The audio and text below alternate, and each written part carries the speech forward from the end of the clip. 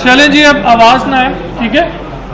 मैंने एक empty project create कर लिया, ठीक है, CSBEMP के नाम से। अब थोड़ा सा हम डायरेक्टरी स्ट्रक्चर डिफाइन कर देंगे, ठीक है।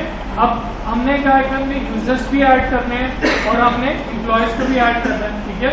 और देन हमने यूजर को लॉगिन भी करवाना है और उसको जाहिर सी बात है यूजर जब लॉग इन हुआ है तो हमने उसको लॉग आउट भी करवाना है, ठीक है। तो मैं पहले कुछ फाइल्स क्रिएट कर लेता हूँ।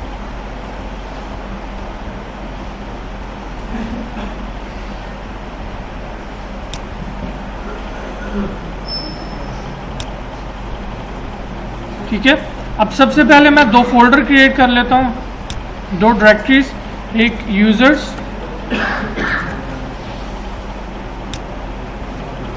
ठीक है, और एक और डायरेक्टरी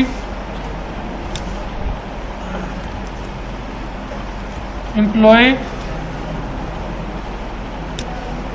ठीक है। देखिए मैंने दो फोल्डर क्रिएट कर लिए, ठीक है। अब जाहिर सी बात है हम कहते हैं कि सबसे पहले क्या हो, इंडेक्स फाइल हम चाहते हैं कि वो बाय डिफ़ॉल्ट क्या हो, ब्राउज़र इसको लोड करे।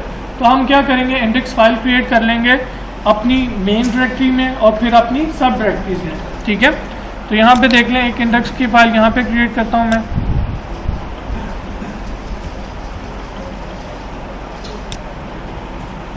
और अब एम्प्लॉयज़ के फोल्डर में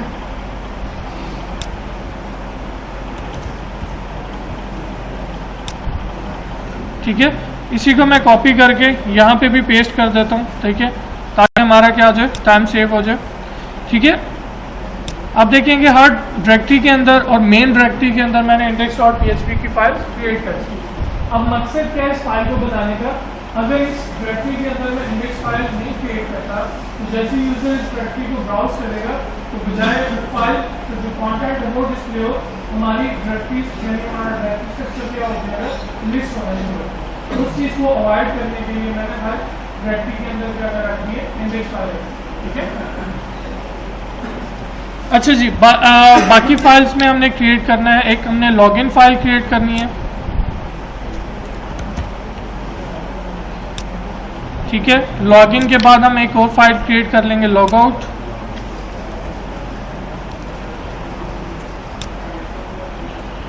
अच्छा जी।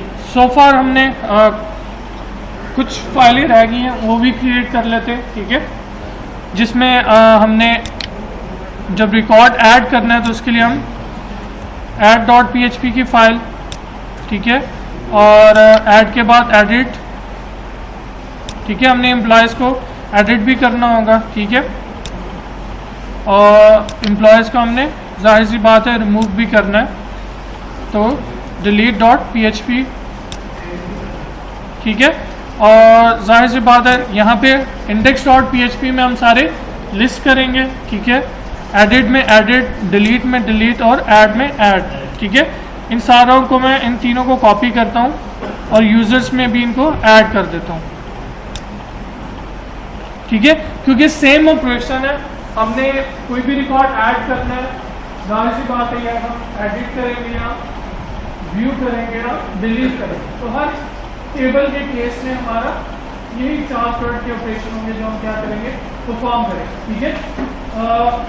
बेसिक डायरेक्टरी स्ट्रक्चर हमने कंप्लीट कर लिया। सर एक चीज़ रह गई है कि हम लोग क्या कर रहे थे पीछे जितने भी हमने टास्क किए कि जब भी हमें डेटाबेस के साथ कनेक्टिविटी करनी होती थी तो हम क्या करते थे, हर फाइल के अंदर कनेक्शन स्ट्रिंग, ठीक है, और then फिर क्वेरी लिखना, फिर उस फंक्शन एग्जीक्यूट करना, और ये काम हम क्या कर रहे थे हर एक फाइल के अंदर बार बार करते।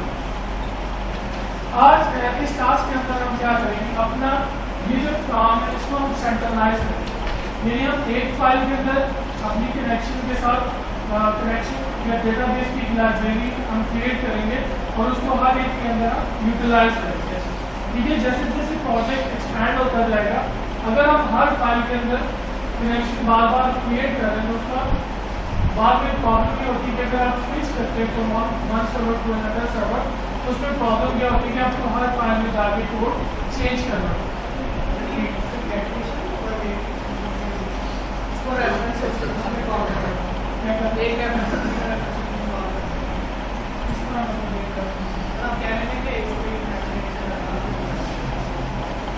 इसमें ये है ना कि हम हर फाइल के अंदर जाके मॉडिफाई करेंगे।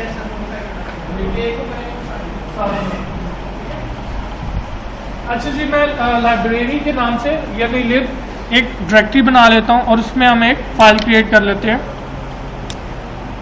पहले मैंने डायरेक्टरी क्रिएट करनी है, ठीक है। अब इसमें हम एक फाइल क्रिएट कर लेते हैं।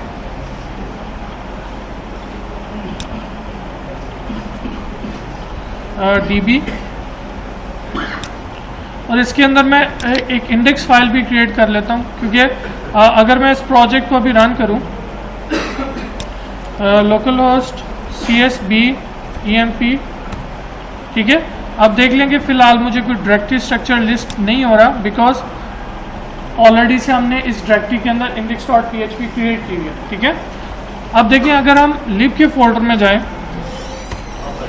ठीक है, अब देखेंगे मुझे डायरेक्टरी स्ट्रक्चर क्या हो रहा है, लिस्ट हो रहा है, ठीक है।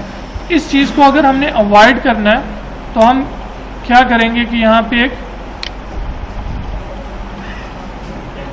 PHP की फाइल क्रिएट कर लेंगे, index.php, ठीक है। और इसके अंदर हम क्या करेंगे, सिर्फ एक लाइन लिखेंगे, हेडर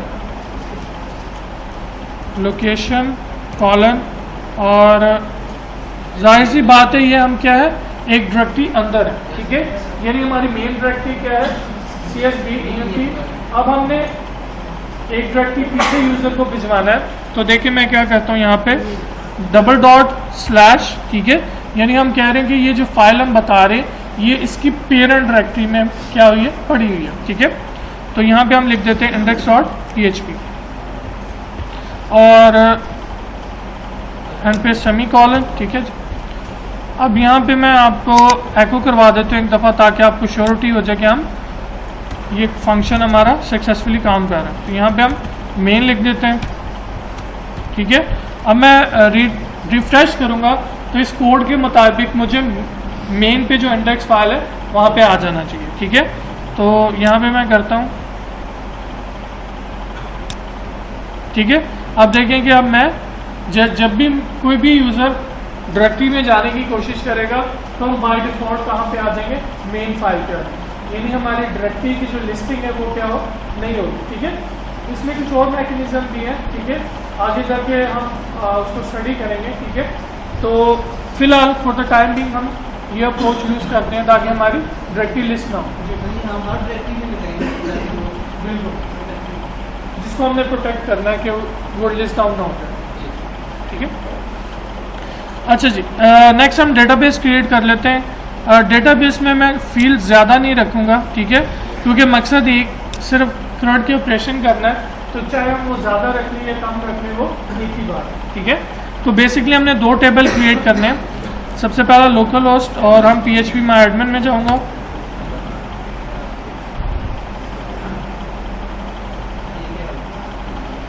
अभी लोड हो रहा है, ठीक है। और फाइल स्ट्रक्चर में कोई कंफ्यूजन तो नहीं है, ठीक है। सिंपल, अभी तक मैंने सिर्फ फाइल्स क्रिएट किए हैं और उसके अलावा हमने कोई एक्स्ट्रा काम अभी तक नहीं किया।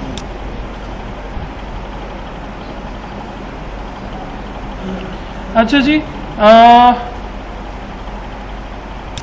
मेरे ख्याल से मैंने CSA के लिए डेटाबेस पहले ही बनाया हुआ था, ठीक है। तो उसके अंदर चलें जी दोबारा बना लेते हैं,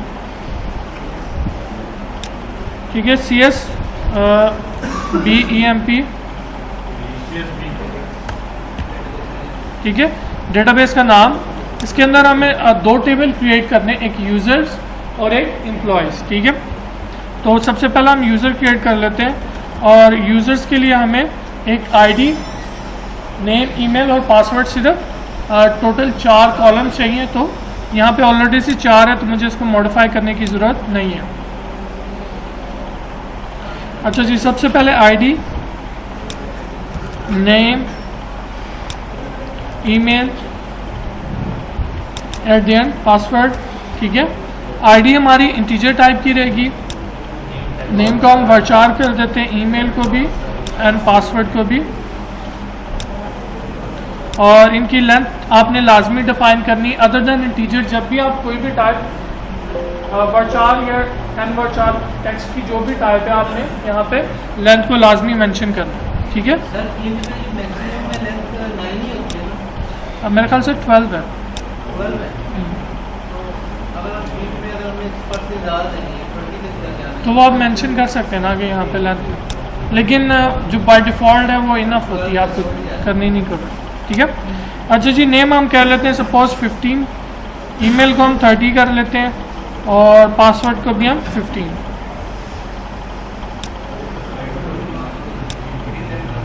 अच्छा जी, एक चीज़ मैं भूल गया हूँ, ठीक है, वो ये कि हमने प्राइमरी की उसको नहीं डिफाइन किया, ठीक है। तो हम आईडी को दोबारा मॉडिफाई करते हैं।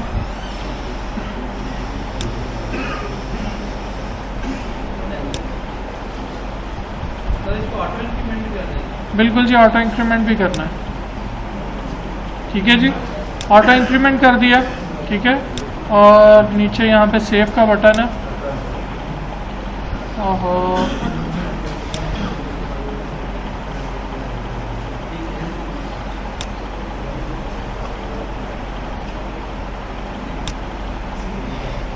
इसको जी पहले मैं यहाँ से प्राइमरी की कर देता हूँ, ठीक है। और देन इसको चेंज करने की कोशिश करता हूँ। अच्छा जी, अब इसको ट्राई करते हैं कि ऑटो इंक्रीमेंट ये हो जाए।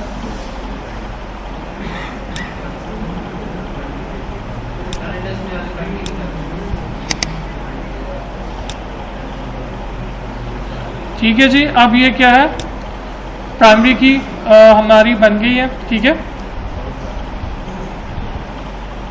अच्छा जी, अब मैंने फ़िलहाल एक टेबल क्रिएट किया है। अभी हम सिर्फ इसी पे चीज़ें इम्प्लीमेंट करेंगे और फिर फर्दर हम एम्प्लॉय का टेबल क्रिएट करेंगे, ठीक है।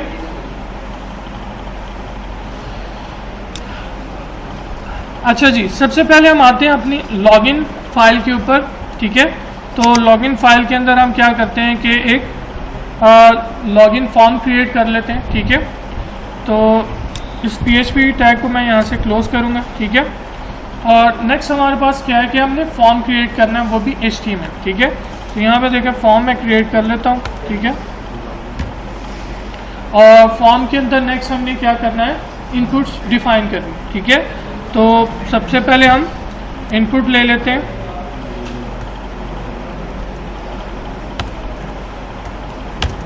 टाइप, ठीक है। टाइप के बाद नेम, इसको मैं एज ए सैम्पल ले लेता हूँ ताकि मुझे दोबारा से ये ना करना पड़े। टाइप हमारी टेक्स्ट है, ठीक है। और सबसे पहले हमारा क्या है, नेम, ठीक है। सेकंड हमारी टाइप पासवर्ड है, अच्छा, ठीक है, पासवर्ड। और लास्ट हमारे पास बटन क्या है, टाइप सबमिट। और इसको नेम देने की ज़रूरत नहीं है, यहाँ पे हम वैल्यू लॉगिन, ठीक है जी। इसको हम एक दफ़ा ब्राउज़र में व्यू कर लेते हैं।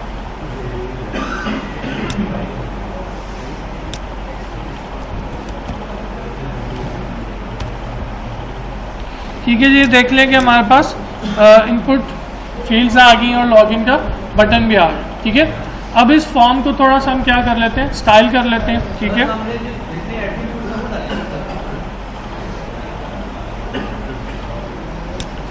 अच्छा जी, नेक्स्ट चीज़ क्या है कि हम इसको स्टाइल कर लेंगे, ठीक है।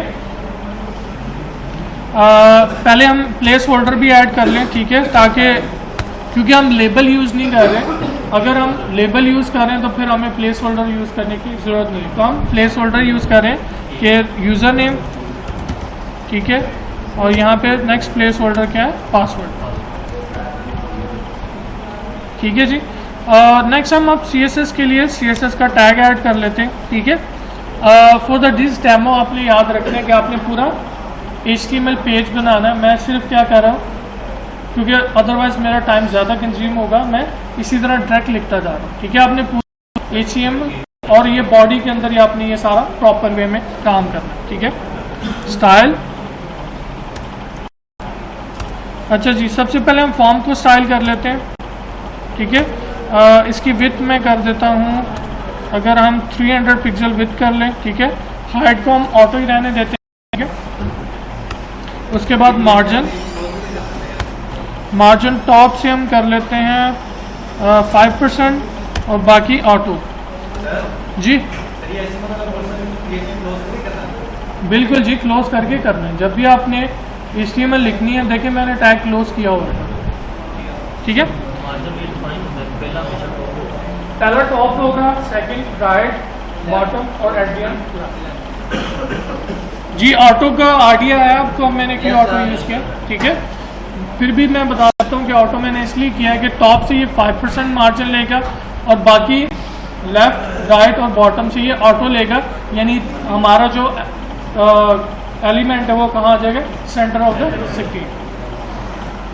अच्छा जी, इसको आप थोड़ा सा हम बॉर्डर भी ऐड कर देते हैं, बॉर्डर और सॉलिड 1 पिक्सल, ठीक है। और कलर हम इसको ग्रे कलर दे देते हैं। देन बॉर्डर रेडियस और इसको मैं 5 कर देता हूँ, ठीक है। बॉर्डर रेडियस क्या करता है कि आपको जो बॉर्डर है उसको साइडों से राउंड करता है, ठीक है। ये भी उसी तरह लेता है, लेफ्ट और टॉप और राइट, इस तरह करके आपने हर साइड से कितना करना है, ठीक है। तो मैं बाय डिफॉल्ट सब बोथ कॉर्नर से आपने क्या करना है, 5 पिक्सल इसको राउंड करना है। इसको ब्राउजर में एक दफ़ा व्यू कर लें, ठीक है। ये देख लें कि ये मेरे पास कॉर्नर राउंड हो गए, लेकिन ये क्या है, इसको हम मज़ीद थोड़ा सा स्टाइल कर लेते हैं, ठीक है। नेक्स्ट हम पैडिंग भी ऐड कर लेते हैं ताकि वो जो बिल्कुल साफ जुड़ा हुआ है वो भी यहाँ से ख़त्म हो जाए। तो हम पैडिंग ऐड कर लेते हैं कि 10 पिक्सल, ठीक है। और यहाँ पे हम एक हेडिंग भी ऐड कर लेते हैं H3 के नाम से, और यहाँ पे हम लॉगिन लिख लेते हैं, ठीक है, ठीक है। ये देख लें कि मेरे पास एक लॉगिन फॉर्म इस तरह से क्रिएट हो चुका है, ठीक है। मेरे ख्याल से हम टॉप से पैडिंग अगर ख़त्म कर दें तो वो ज़्यादा हमारे लिए बेहतर है, ठीक है। तो मैं इसको टॉप से 0 देता हूँ और बाकी सारी साइडों से ये क्या होगा, 10 पिक्सल रहेगा,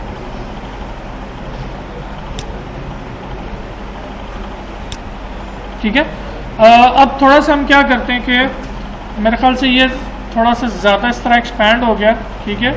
तो या तो हम इसको इसी तरह रहने दें, ठीक है, या तो अक्सर जो नॉर्मल वे है कि हम क्या कर लेते हैं, ऊपर नीचे जो लॉगिन इनपुट्स आ रही है, ठीक है। तो मेरे ख्याल से ये ऐसे ही अच्छा लग रहा है, तो हम इसको ऐसे ही यूज़ कर लेते हैं, ठीक है। अच्छा जी, लास्ट हम बटन को थोड़ा सा स्टाइल कर लेते हैं ताकि इसको थोड़ा सा ऊपर से पैडिंग आ जाए, ठीक है। तो पैडिंग के लिए हम ये कर सकते हैं कि हम इसको CSS के ज़रिए कर लें। तो मैं यहाँ पे देखें, मैं करता हूँ इनपुट, ठीक है, टाइप, और टाइप हम बताएंगे सबमिट, ठीक है।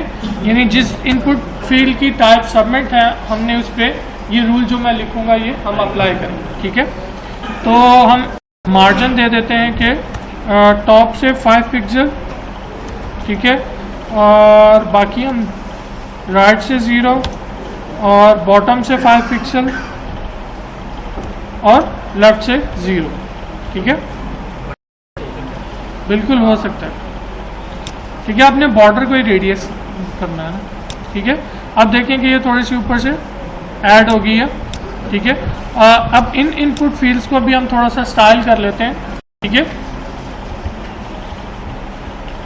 अब इनको स्टाइल करने के लिए देखिए मैं क्या कर रहा हूँ, इसी को मैं कॉपी करता हूँ, ठीक है, और कॉमा, ठीक है। अब सिर्फ हम यहाँ पे टाइप चेंज करेंगे, यहाँ पे हम पहले टेक्स्ट और यहाँ पे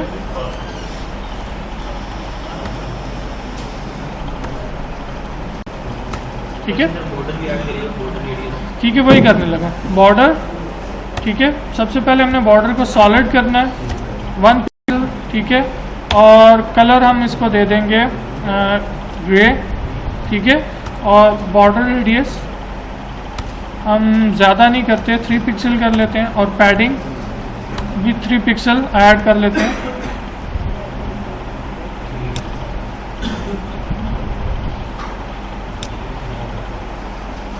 ठीक है।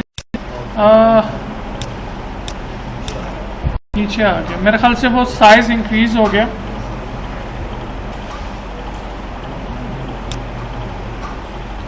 अच्छा जी, बॉर्डर रेडियस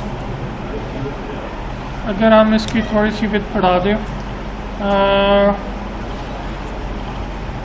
ठीक है, इसको मॉडिफाई कर देते हैं। विड्थ अगर हम 100 पिक्सल कर दें,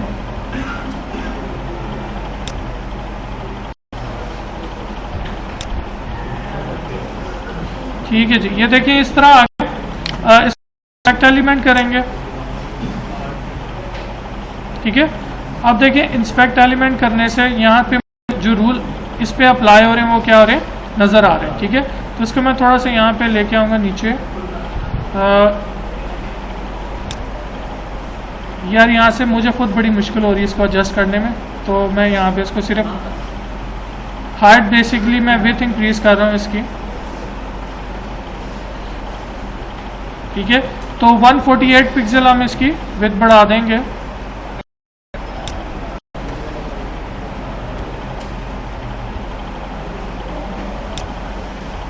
अच्छा जी, फॉर्म आपको नज़र आ रहा होगा अब, ठीक है। तो इसको मैं एक दफ़ा रिफ़्रेश कर दूं, ठीक है। अब देखें कि इस तरह का फॉर्म हमने क्रिएट कर लिया, ठीक है। सेकंड चीज़ है कि हम एरर डिस्प्ले करवाना चाहते हैं, ठीक है। तो या तो हम क्या कर सकते हैं, नीचे ऐड करके लॉगिन इनपुट की मतलब बटन के बाद या यहाँ पे डिस्प्ले करवा सकते हैं, ठीक है। ऑलरेडी से आपको पता है कि ये सारे एरर हैं इनलाइन, ठीक है, इनलाइन है। तो यहाँ पे अगर डिस्प्ले करवाना चाहते हैं तो हम स्पैन टैग यूज करके वही बिहेवियर क्रिएट कर सकते हैं, ठीक है। तो यहाँ पे मैं एक स्पैन टैग ऐड कर लेता हूँ और इसके अंदर हम क्या डिस्प्ले करवाएंगे, एरर, ठीक है, स्पैन, ठीक है। और इसको हम थोड़ा सा स्टाइल कर लेते हैं, बल्कि इसको हम क्लास दे दें तो ज़्यादा बेहतर है, क्लास एरर, ठीक है।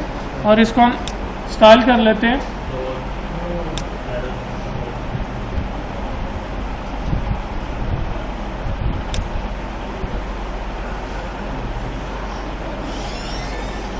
ठीक है। तो क्लास के लिए डॉट एरर,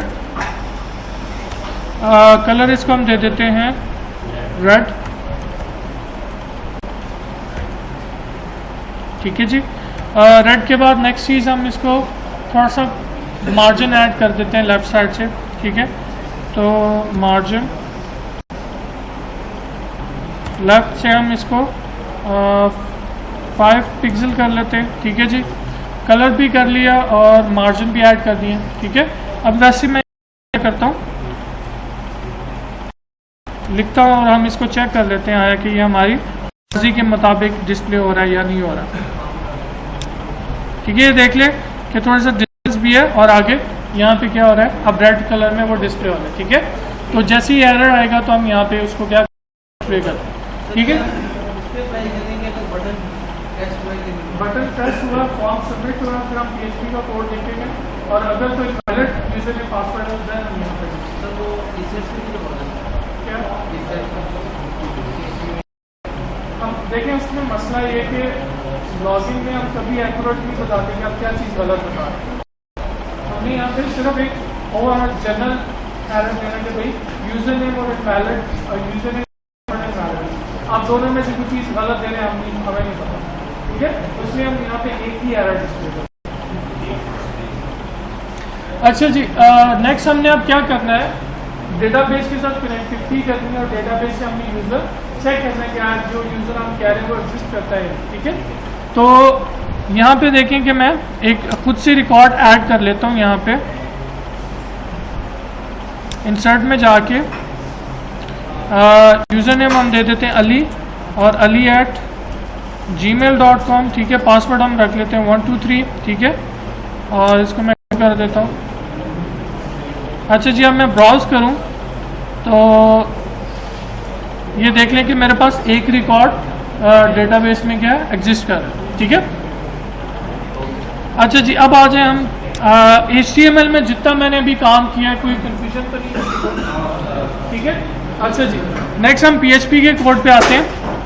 अब देखें कि मैं DB में जाऊंगा, db.php, और अब इसके अंदर हम क्या करेंगे, एक क्लास क्रिएट करेंगे, ठीक है। ऑलरेडी से मेरे ख्याल से मैंने पहले भी डिस्कस किया कि PHP क्या है, ऑब्जेक्ट ओरिएंटेड लैंग्वेज है, तो इसके अंदर हम ऑब्जेक्ट या क्लासेस क्या कर सकें, क्रिएट कर सकें। अच्छा जी, तो हम एक क्लास क्रिएट कर, क्लास DB, ठीक है। अगर आप ये सिंटैक्स देखें तो ये वही चीज़ है जो आप पहले भी पीछे पढ़ चुके हैं। सबसे पहले क्लास का कीवर्ड, क्लास का नेम बनना है, उसकी वर्ड। अच्छा जी, अब हम क्या करते हैं कि इसके अंदर कुछ प्राइवेट वेरिएबल डिक्लेयर कर लेते हैं या डेटा मेंबर्स, ठीक है।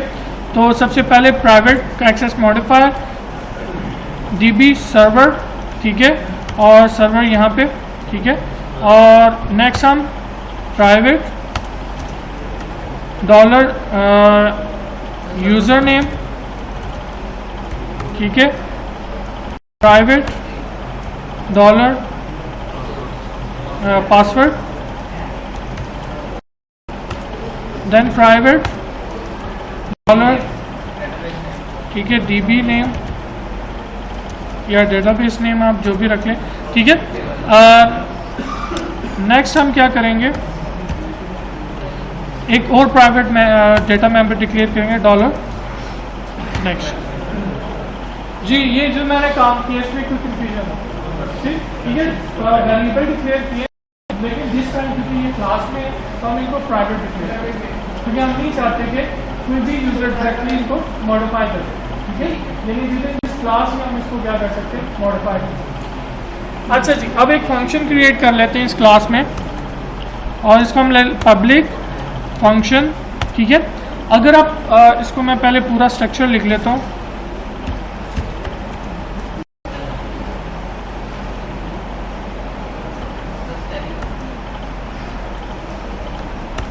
अच्छा जी, अगर आप C के फंक्शन थोड़ा सा याद करें तो ये तो आप बताते ही बताते हैं, ठीक है। पब्लिक है या प्राइवेट है, क्या मेथड है, ठीक है। यहाँ पे आप C में बता देते हैं कि ये फंक्शन रिटर्न क्या करेगा। तो PHP में आपने किस जगह पे क्या रिप्लेस कर देना, फंक्शन का यूज, ठीक है। देन फंक्शन का नाम, ठीक है, और देन फंक्शन के पैरामीटर अगर आपने कोई ऐड करने हैं, देन फंक्शन की वर्ड, ठीक है। बाकी फंक्शन के अंदर कोई डिफरेंस नहीं, सिर्फ आपने यहाँ पे रिटर्न टाइप मेंशन नहीं करनी, बल्कि फंक्शन का कीवर्ड यूज करना, ठीक है। अगर आपने रिटर्न करना है तो यहाँ पे मेंशन नहीं करेंगे, लेकिन हम रिटर्न का कीवर्ड यूज करके डेटा रिटर्न करेंगे। अच्छा जी, अब इसके अंदर हमारा जो मकसद है कि हमने क्या करना है, डेटाबेस के साथ कनेक्शन एस्टैब्लिश करना है इसके अंदर। तो देखें कि इस मेथड को मैं क्या कर दूंगा, प्राइवेट के जो इस फंक्शन है सिर्फ वही इसको कॉल कर सकते हैं डेटाबेस के साथ कनेक्ट, ठीक है। डॉलर जिसका कीवर्ड आपने यूज करना है अगर आपने किसी भी क्लास के प्राइवेट या पब्लिक डेटा मेंबर्स को एक्सेस करना है, ठीक है। डॉलर दिस, और देखें कि आप जैसे मैं स्पेस करता हूँ मेरे पास सारे इंटेलिजेंस में अवेलेबल है, ठीक है। तो दिस डॉट कनेक्शन, ये फॉर्म को हम क्या असाइन करेंगे, SQL कनेक्शन का ऑब्जेक्ट, ठीक है, माई SQL, ठीक है जी, माई SQL I _connect my SQL, ठीक है। अब इसका पहला पैरामीटर है, अगर आपको यहाँ नजर आ रही हो, ठीक है। सबसे पहले आपने होस्ट देना है, ठीक है, यूजर देना है, ठीक है, और आगे को मेंशन भी कर रहे हैं कि आपने इसको स्ट्रिंग की एज स्ट्रिंग इसको पास करना है, ठीक है।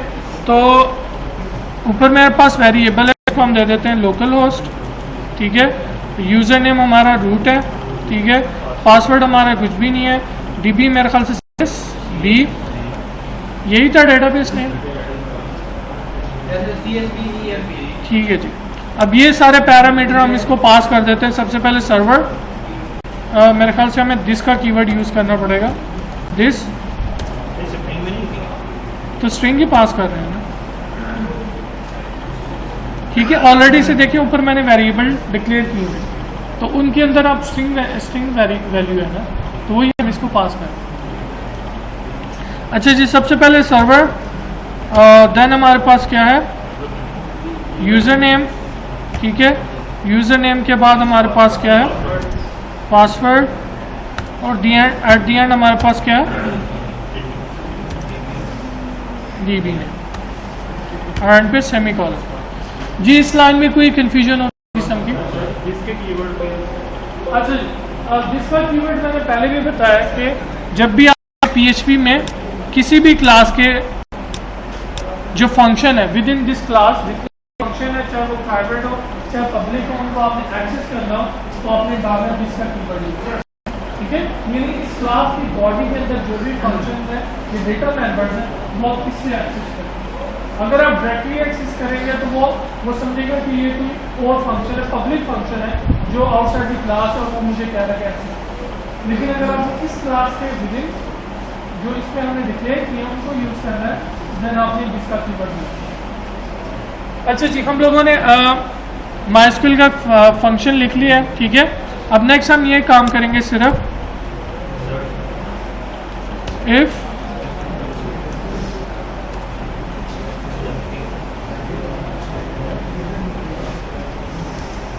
इक्वल टू क्या है, नल, इट्स मीन के इसको कोई ऑब्जेक्ट रिटर्न नहीं हो, ठीक है। तो हम एको करवा देंगे MySQL _error, ठीक है, और इसको हम पास कर देंगे $this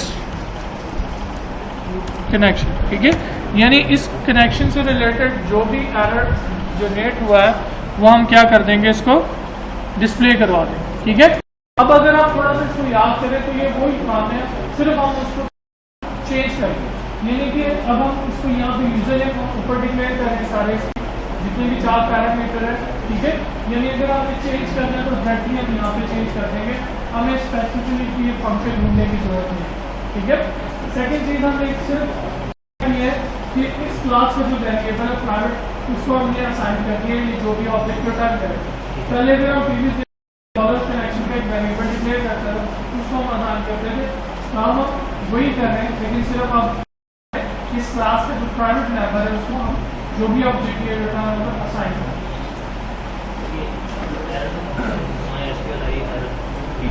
ये क्या करता है, जो भी एरर आए, अगर इन केस कोई एरर आए तो ये एरर एको करवा, जो भी किसी किस्म के भी जो भी एरर नहीं, जो PHP इंटरप्रेटर आपको रिटर्न कर डायरेक्ट। फिलहाल हम इन डायरेक्ट कर रहे हैं ना, अभी हम ये डेवलपमेंट मोड में, हम प्रोडक्शन मोड में नहीं है, ठीक है। तो डेवलपमेंट मोड में हम डायरेक्टली एरर थ्रो करवाते हैं ताकि हमें पता चले। अच्छा जी, नेक्स्ट हम क्या करते हैं, एक और फंक्शन डिक्लेयर कर लेते हैं, बट दिस टाइम ये फंक्शन क्या होगा, पब्लिक फंक्शन का कीवर्ड सेलेक्ट, मैंने फंक्शन का नाम रखा है। अच्छा जी, अब ये फंक्शन क्या काम करेगा,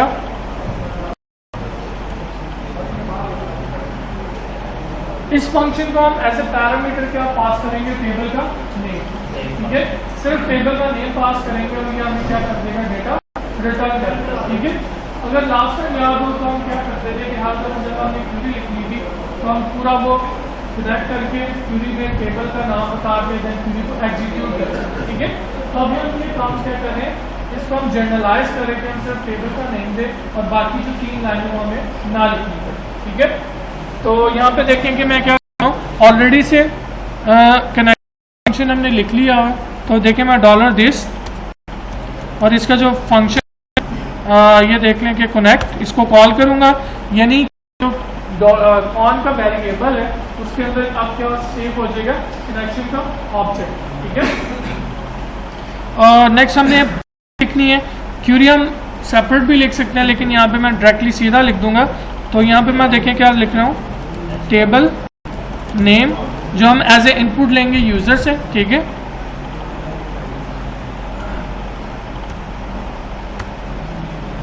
अच्छा जी, नेक्स्ट हम क्यूरी को एग्जीक्यूट करने के बाद जो भी डेटा हमारे पास आएगा हम उसको क्या कर देंगे, रिटर्न करवा देंगे, ठीक है।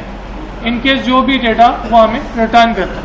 अभी हम कुछ चेक्स वगैरह नहीं लगा रहे, अलोंग द वे जैसे जैसे हम इसको इंक्रीज करते जाएंगे हम कुछ सिक्योरिटी या चेक्स बढ़ाते जाएंगे। तो देखिए रिटर्न का कीवर्ड और $this और कॉन, ठीक है। और इसका जो क्यूरी का मेथड है हम उसको क्या करेंगे, एग्जीक्यूट करेंगे। तो क्यूरी के लिए QUERY, और क्यूरी हम इसको क्या पास करेंगे, select static from dollar table.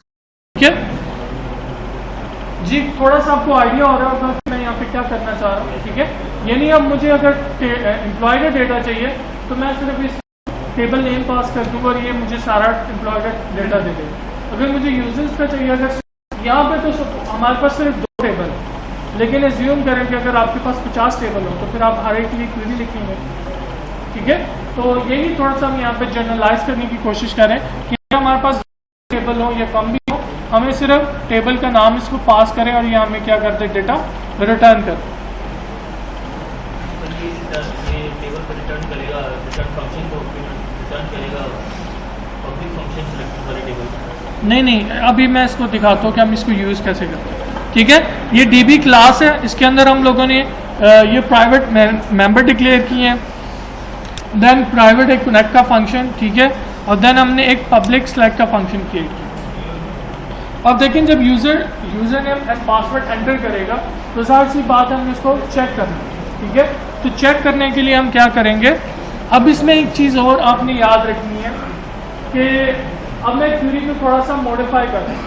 ठीक है, क्यूरी को मॉडिफाई इसलिए कर रहा हूँ कि पहले नॉर्मल टर्मिनोलॉजी ये थी,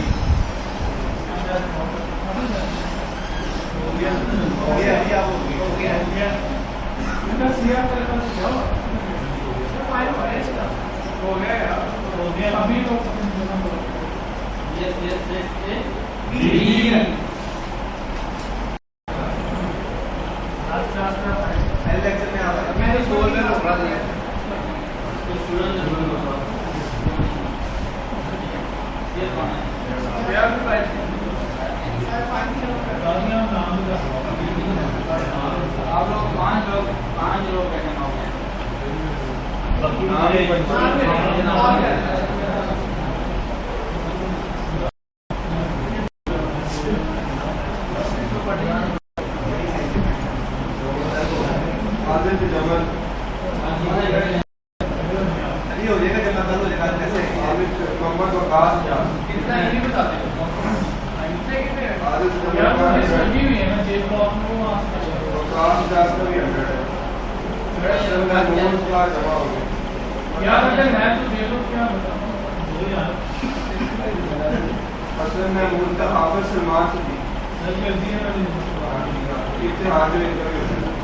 मोहम्मद उस्मान ऐसा ही हो गया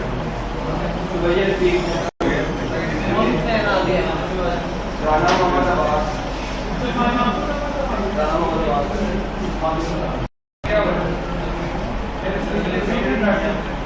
अब्दुल सलाम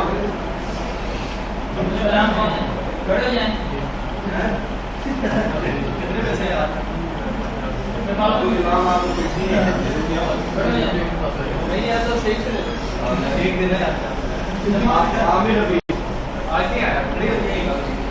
आसिफ अली सैयद हैदर मेहदी चौधरी मैर खान बशीर 50 है मोहम्मद शाम 100 मोहम्मद आवाज शाहिद जल्दी से आवाज शाहिद मोहम्मद वाजिद नजीब 50 जमा करवा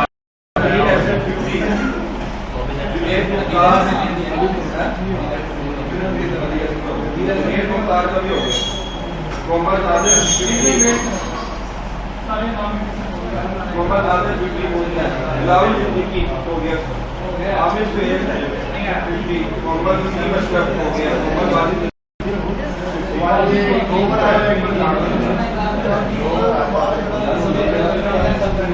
शाम साहब चलो शाम साहब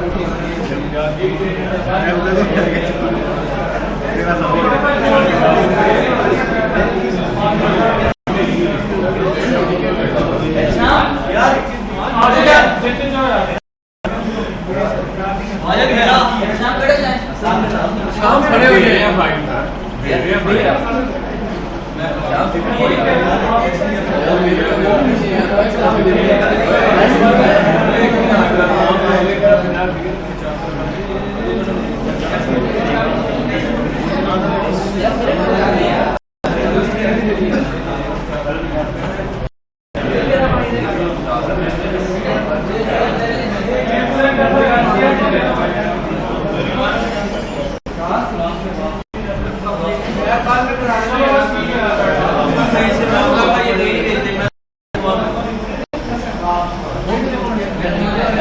चले जी। अच्छा जी, अब इस लाइब्रेरी को जो हम छोटी सी हमने बनाई है, ठीक है, इसमें सिर्फ हमने दो फंक्शन लिखे हैं, एक हमने इसके साथ कनेक्टिविटी के लिए और एक हमने डेटा रिट्रीव करना है, ठीक है। अब नेमिंग कन्वेंशन मैंने उसी तरह रखी है जो हम क्वेरीज के लिए यूज करते हैं। सिलेक्ट के लिए हम सिलेक्ट का फंक्शन कॉल करेंगे, ठीक है। तो इसको यूज करने के लिए सबसे पहले हम लॉगिन फाइल में जाएंगे और इसको हम क्या करवाएंगे, इंक्लूड करवाएंगे, ठीक है। तो इंक्लूड करवाने के लिए हमारे पास इंक्लूड का एक फंक्शन है, ठीक है। इंक्लूड का फंक्शन है और देन हम फाइल का नेम बता देते हैं, ठीक है। इंक्लूड और कोड के अंदर फाइल हमारी लिब के अंदर है स्लैश, ये वो फाइल क्या करने की इस प्रोजेक्ट के अंदर इंक्लूड करना। जिस तरह आप अगर आपको याद हो आप लाइब्रेरी इंक्लूड करवाते हैं, मतलब आपने STDIO या IOC जो भी आपने पढ़ी, ठीक है, तो एक तरह इसको इंक्लूड करवा रहे हैं अपने प्रोजेक्ट के अंदर। अब देखें कि नेक्स्ट हमने क्या करना है, क्योंकि हमने एक क्लास क्रिएट की है, तो जब तक हम क्लास का ऑब्जेक्ट ना क्रिएट कर लें हम उसके मैथड को यूज नहीं कर सकते, ठीक है। तो यहाँ पे देख लें कि $DB इक्वल है DB, ठीक है। अब मैंने एक नया DB का ऑब्जेक्ट क्रिएट किया और $DB को क्या कर दिया, असाइन कर, ठीक है। बस ये दो काम हमें फिलहाल करना है, ठीक है। सेकंड जो चीज़ हमने करनी है कि इफ $_post, ठीक है, यानी अगर पोस्ट की रेट सेट हुई है, ठीक है। अब देखिए हमारे पास लास्ट टाइम हम पूरा भी लिख रहे थे $server_request method equal to post, तो आप वो भी कर सकते हैं और आप ये भी यूज कर सकते हैं, ठीक है। अगर तो $request इक्वल टू पोस्ट है, देन हम क्या करेंगे कि इस डेटाबेस का क्या करेंगे, एक नया ऑब्जेक्ट क्रिएट करेंगे। ओहो, ठीक है। अगर रिक्वेस्ट पोस्ट नहीं है तो हम क्या करेंगे, कुछ भी नहीं करेंगे, ठीक है। नेक्स्ट हम देख लें कि वही जो एज यूजुअल करते आ रहे हैं, ठीक है। $email, ठीक है, $_post, ठीक है, और यहाँ से मैं बता दूंगा नेम, ठीक है। देन पासवर्ड, $password, असाइन, बिल्कुल वो नीचे मैंने नेम दिया हो, ठीक है। और देन $_post, बिल्कुल जी, पासवर्ड,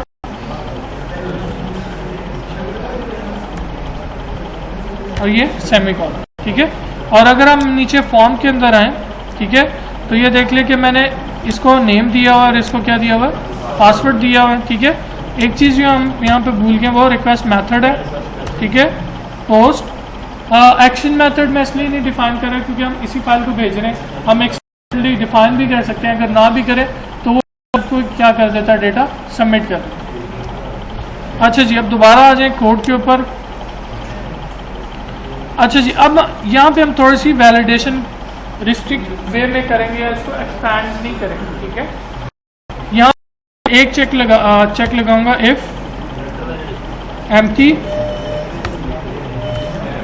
ठीक है। यहाँ हम तीनों चेक लगा लें डायरेक्ट एक ही, तो यहाँ पे देख लें, ये देखें इफ, यहाँ पे मैंने इंश्योर करना है कि यूजर नेम एम्प्टी ना हो, पासवर्ड एम्प्टी ना हो, ठीक है।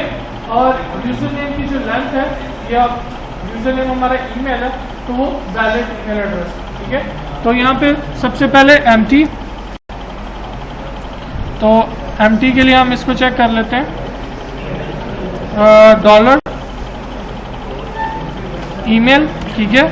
और अब देखिए कि मैं एंड को यूज कर रहा हूँ, यानी मेरी पहली कंडीशन भी ट्रू होनी चाहिए, सेकंड भी क्या होनी चाहिए, ट्रू होनी चाहिए, ठीक है।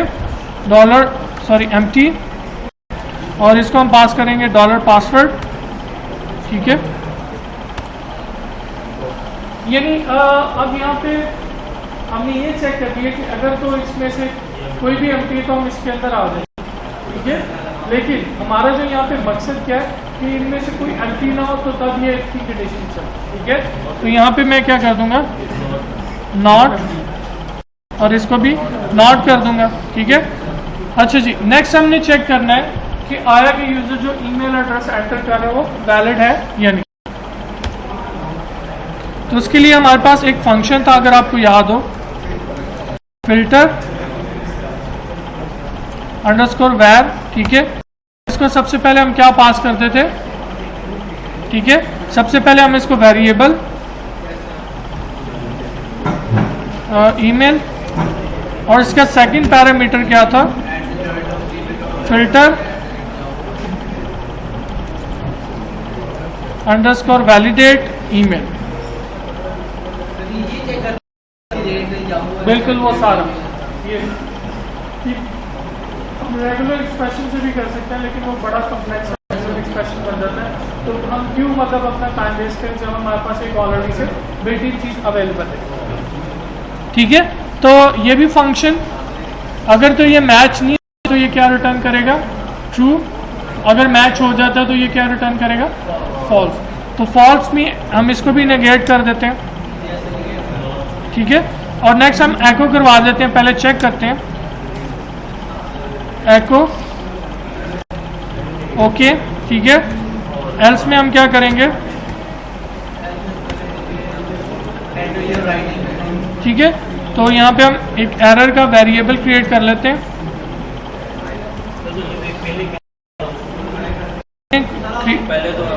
वो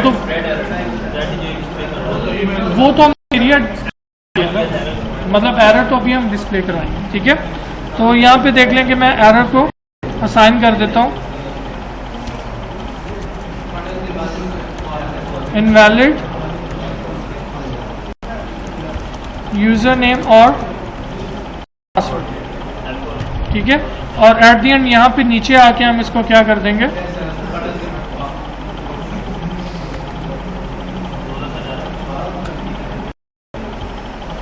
ठीक है। यानी इस पैन टैग के अंदर हम इसको क्या कर देंगे, एको करवा देंगे।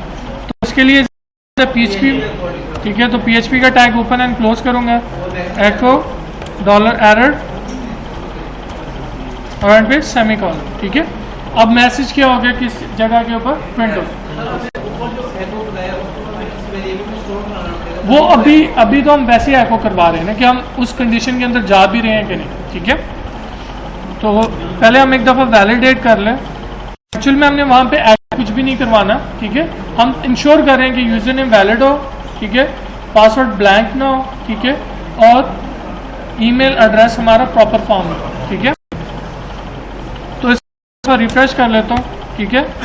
सबसे पहले हम इसको लॉगिन करते हैं, ये देख लें कि इनवैलिड यूजर नेम और पासवर्ड, ठीक है। अगर हम इसको दे दें प्रॉपर @gmail.com और पासवर्ड हम इसको 123 दे देते हैं, ठीक है। स्टिल मेरे ख्याल से ये हमें एल्स में वो गया ही, एल्स में ही गया, ठीक है। तो मेरे ख्याल से या तो ये लास्ट फंक्शन जो है इसको हम नेगेट नहीं करते और करते हैं, ठीक है। अब इसको दोबारा हम gmail.com, ठीक है, पासवर्ड 123, ठीक है। मेरे ख्याल से फंक्शन अगर सक्सेसफुल हो तो वो ट्रू रिटर्न करता है, ठीक है। अब ये फ्रैग मैच और ये दोनों ज़रा एक दूसरे के साथ डिफरेंट है तो वो थोड़ा सा कंफ्यूज हो जाता है बंदा। अच्छा जी, अगर तो फिल्टर अंडरस्कोर वेरिएबल आपका अकॉर्डिंग टू डेटा जो आप चाह रहे हैं उस तरह का, तो वो क्या रिटर्न करेगा, ट्रू रिटर्न करेगा, ठीक है। अच्छा जी, अब हमने वैलिडेशन ऐड कर ली। आज हम एक और चीज़ करेंगे। अब देखेंगे HTML5 हमें थोड़ी सी फीचर ऐड करता है कि हम क्लाइंट साइड पे भी वैलिडेशन ऐड कर सकते हैं। तो हम सिर्फ एक वैलिडेशन आज एक से स्टार्ट करेंगे कि मैं एक सिर्फ एट्रीब्यूट ऐड कर दूंगा यहाँ पे रिक्वायर्ड और इसको भी रिक्वायर्ड, ठीक है। इसके अलावा मैंने कोई काम नहीं किया, सिर्फ मैंने इनपुट फील्ड के अंदर पे एक वेरिएबल या एक एट्रीब्यूट ऐड कर दिया, वेरिएबल सॉरी, और वो मैंने सिर्फ ये कह दी कि मुझे ये रिक्वायर्ड, ठीक है। और अब मैं अगर यहाँ पे आऊँ, इसको रिफ्रेश करूँ, आप देखें जैसे ही मैं लॉगिन करता हूँ, ठीक है, यानी मुझे रिक्वायर्ड, ठीक है, ये HTML फाइल की डेटा वैलिडेशन है। ये क्लाइंट साइड पे आपको कुछ नहीं करना, वरना पहले क्या था कि आपको जावास्क्रिप्ट लिखनी पड़ती थी और खुद मिलकर आपको ये सारा काम करना। हाँ, एरर इसलिए नहीं हो रहा कि फिर फॉर्म सबमिट नहीं हुआ। यही तो बता रहा हूँ कि जब तक ये वैलिड इनपुट नहीं होगी ये फॉर्म सबमिट ही नहीं होगा, ठीक है। अब यहाँ पे देखें कि मैंने इसको सिर्फ रिक्वायर्ड एट्रीब्यूट ऐड किया।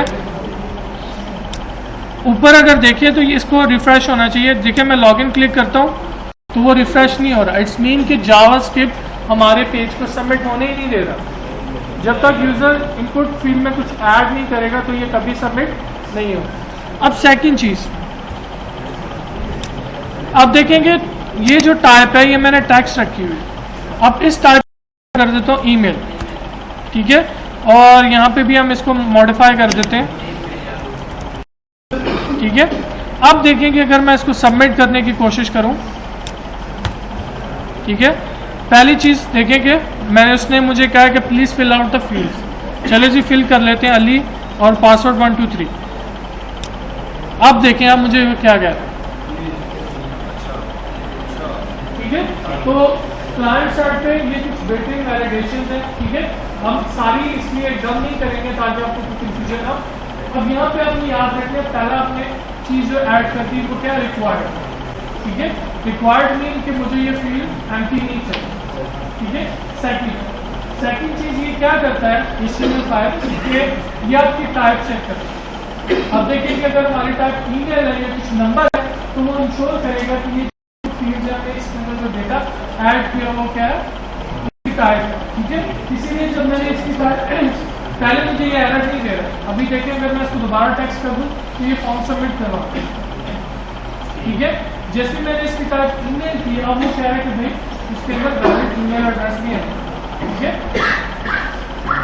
अच्छा जी, ईमेल वैलिड नहीं एंटर करते हैं तो ये फॉर्म सबमिट नहीं होगा, फॉर्म सबमिट, लेकिन ये एरर करके एरर खत्म हो जाएगा और वो पीछे एरर आता है, ठीक है। वो ये देख लें कि अगर मैं इसको टेक्स्ट कर दूं, ठीक है, अब मेरा फॉर्म जाएगा, ठीक है। अब देखें कि पहली कंडीशन क्या है, सिर्फ फील्ड रिक्वायर्ड, ठीक है। तो यहाँ पे मैं अली लिख लेता हूँ और पासवर्ड 1 2 3, बट दिस टाइम मैंने जो इनपुट टाइप है वो क्या है, टेक्स्ट है, ठीक है। अब देखें जैसे ही मैंने क्लिक किया सबमिट हो गया, लेकिन अब हमारे सर्वर साइड का एरर आ रहा है कि इनवैलिड यूजर नेम और पासवर्ड बिकॉज आपने यहाँ पे ईमेल एड्रेस प्रॉपर नहीं दिया, ठीक है। अच्छा जी, तो इसको हम ईमेल कर लेते हैं, ठीक है। और सेकंड जो चीज़ हमने की, इनको दिया कि ये इनपुट फील्ड्स मुझे क्या है, रिक्वायर्ड। अच्छा जी, अब आ जाए ज़रा कोड के ऊपर। अब यहाँ पे ऑलरेडी से हमने ऊपर ऑब्जेक्ट क्रिएट किया हुआ है, तो बजाय इसको कि हम यहाँ पे क्रिएट करें, ठीक है, और हमारी प्रोसेसिंग कंज्यूम हो, अगर तो यूज़र सारी चीज़ें सक्सेसफुली ऐड करता है देन ही हम क्या करेंगे, इस DB क्लास का एक नया ऑब्जेक्ट क्रिएट करेंगे, ठीक है। अब इसको देखिए मैं यहाँ पे यूज़ करता हूँ $result और इसको मैं असाइन कर देता हूँ $DB और सेलेक्ट, और इस टेबल नेम पास कर देंगे यूजर्स, ठीक है। यानी अब मुझे वो कनेक्शन क्यूरी लिखना और फिर क्यूरी को एग्जीक्यूट करना, वो सारा काम अब मेरा क्या है, वो सारा अमिट हो। सिर्फ मैंने ऑब्जेक्ट क्रिएट किया और तो ये पास कर दिया। अब ये क्या करेगा कि ये क्यूरी को एग्जीक्यूट करेगा और एक ऑब्जेक्ट हमें क्या कर देगा, रिटर्न कर देगा, ठीक है। अब देखिए उसी ऑब्जेक्ट को हम यहाँ पे यूज करेंगे। अब देखिए यहाँ पे जो पहले टर्मिनोलॉजी, ठीक है, हम अक्सर हम जब क्यूरी लिखते थे तो हम यूजर के लिए क्यूरी लिखते थे, select from users where user name equal to this and password equal to this. लेकिन उसमें प्रॉब्लम ये थी कि उसमें आपका एसक्यूएल इंजेक्शन की प्रॉब्लम थी, यानी यूजर क्या कर आपकी क्वेरी को मॉडिफाई कर सकते, ठीक है। तो उसके लिए हम बाद में एक लेक्चर रखेंगे जिसमें हम एक्सक्यूएल इंजेक्शन की कुछ एग्जाम्पल करेंगे ताकि आपको आइडिया हो जाए कि किस तरह यूज़र हमारे डेटाबेस को इस तरह हैक कर सकते हैं। ठीक है, हम कोई एडवांस लेवल पे नहीं जाएंगे, लेकिन थोड़ा सा बेसिक लेवल पे आपको थोड़ा सा ओवरव्यू या आइडिया दे देंगे। ठीक है, तो उस चीज़ को अवॉइड करने के लिए कि यूज़र मैं डायरेक्टली क्वेरी में कुछ चीज़ ऐड करूँ, मैं क्या कह रहा हूँ कि सिर्फ सारे रिकॉर्ड्स डेटाबेस से फैच करवाऊँ। अब हर रिकॉर्ड के साथ उसको मैं मैच करूँगा, इसलिए कि मेरी क्वेरी अब मेरे अपने कंट्रोल में। ठीक है, आप लोगों ने सारे रिकॉर्ड फैच कर लिए। अब देखें कि यहाँ पे मैं $फ्लैग इक्वल क्या कर देता हूँ 0। ठीक है, और यहाँ पे मैं आता हूँ रो असाइन $रिजल्ट। ठीक है, फैच फिर अंडरस्कोर। ठीक है, एसोसिएटिव अरे हमने फैच करनी है। ठीक है, मैंने सारे रिकॉर्ड मंगवाए। अब वाइल के अंदर हम मैच करेंगे कि यूजर ने जो इनपुट एंटर की है और जो हमारे पास रिकॉर्ड में कोई अगर इक्वल टू हो जाए तो हमें मिल जाएगा, अगर नहीं है तो इसमें है ही नहीं। ठीक है, अच्छा जी, हर दफा हमें पता है कि जब भी हम डाटा फैच करेंगे के अंदर एक रिकॉर्ड आ जाएगा। अब देखिए मैं क्या कर रहा हूँ, इफ ठीक है $रो तो ईमेल इक्वल क्या है $email एंड $रो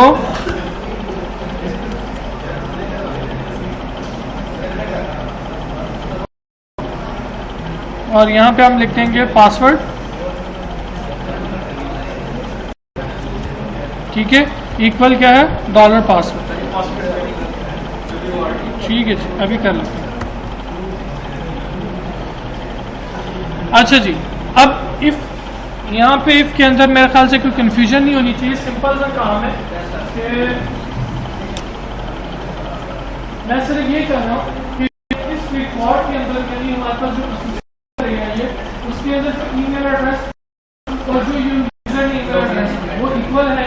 पीछे साथ है यानी ये और प्लस यूजर का जो पासवर्ड है जो डेटाबेस में और जो यूजर ने एंटर किया वो दोनों इक्वल है या नहीं।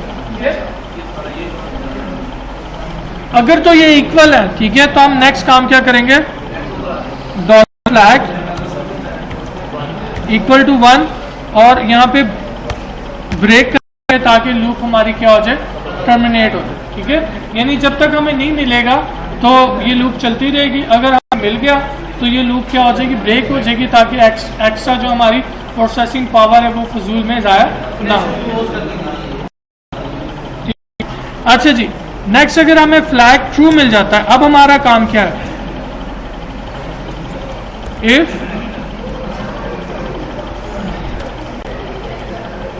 $फ्लैग इक्वल टू क्या है 1। ठीक है, एल्स $एरर, बल्कि हम यहीं से नीचे वाली लाइन कॉपी कर लेते हैं।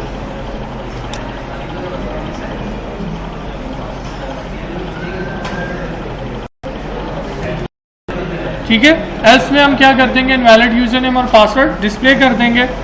और लास्ट जो चीज़ हम भूल गए ये कि इसको भी हम डिक्लेयर कर लेते हैं ताकि हम अगर इन केस ऑफ इनवैलिड हो तो यूजर को दोबारा सारी चीज़ें स्टार्ट से टाइप ना करनी पड़े।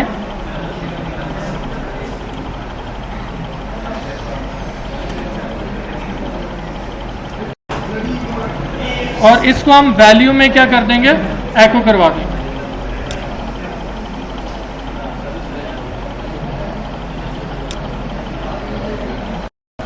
वैल्यू क्वेश्चन मार्क PHP एको $email। ठीक है, और नेक्स्ट वैल्यू PHP एको $पासवर्ड। जो उसने एंटर किया उसको शो हो जाएगा दोबारा कि आपने जो नहीं एंटर किया यही गलत। हाँ, लेकिन देखिए बात टाइम ये होता है कि यूज़र ने भी एक चीज़ गलत एंटर कर दिया तो उसको दोबारा हम नहीं टाइप करेंगे। ठीक है ठीक। अच्छा जी, अब इसको हम चेक कर लेते हैं कि हमारी कंडीशन अच्छा जी, अगर तो वैलिड है देन हमने क्या करना है कि देखिए मैं एक फंक्शन कॉल कर रहा हूँ सेशन अंडरस्कोर स्टार्ट, ठीक है। अब हमने पहले भी बात की थी, जब भी हमने सेशन के अंदर कुछ भी डेटा रखवाना है तो हमें सेशन का पहले सेशन स्टार्ट करवाना पड़ेगा, देन हम रखवा सकते हैं, देन रखवाने के बाद हम रिट्रीव भी तभी कर सकते हैं जब हम पहले इस फंक्शन को कॉल करेंगे। नीचे चला गया, ठीक है, सेशन अंडरस्कोर स्टार्ट का फंक्शन। अब मैंने सेशन में रखवाना, देखें सेशन की हम अरे यूज़ करेंगे और इसमें रखवा देंगे लॉगिन और इसको मैं असाइन कर दूंगा ट्रू, ठीक है। यानी लॉगिन को मैं वैल्यू असाइन कर रहा हूँ ट्रू, ठीक है। अगर तो ये सेशन में वैल्यू सेट है, इट्स मीन कि यूजर सक्सेसफुली लॉगिन हो चुका है, ठीक है। देन हम इसको क्या कर देंगे, हेडर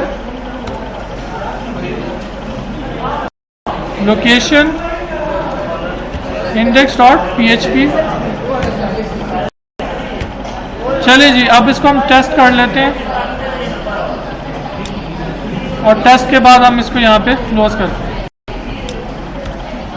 अच्छा जी, अब देखेंगे मैं इसको क्लिक करूँ तो मुझे ये एरर देगा। तो अगर मैं दे दूँ अली @ गलत ईमेल एड्रेस और पासवर्ड भी गलत दे देता हूँ तो ये मुझे क्या कर देता है, इनवैलिड यूज़र नेम और पासवर्ड, ठीक है। अगर मैं एक्यूरेट अली @gmail.com और पासवर्ड हमने रखा है 123, ठीक है। अब देखिए कि मैं मेन पेज पे क्या हो गया, रीडायरेक्ट हो गया, ठीक है। अब यहाँ पे जो नेक्स्ट क्लास में हम करेंगे शो करेंगे कि अगर यूज़र लॉगिन है तब सिर्फ वो इस पेज पर एक्सेस कर सके, अगर यूज़र लॉगिन नहीं है कि वो इस पेज पर एक्सेस ना कर सके, ठीक है। अच्छा जी, अटेंडेंस ज़रा लगा लें हम जल्दी से। तो वही चीज़ तो हमने रिस्ट्रिक्ट करनी है कि वो लॉगिन के बगैर ना हो सके।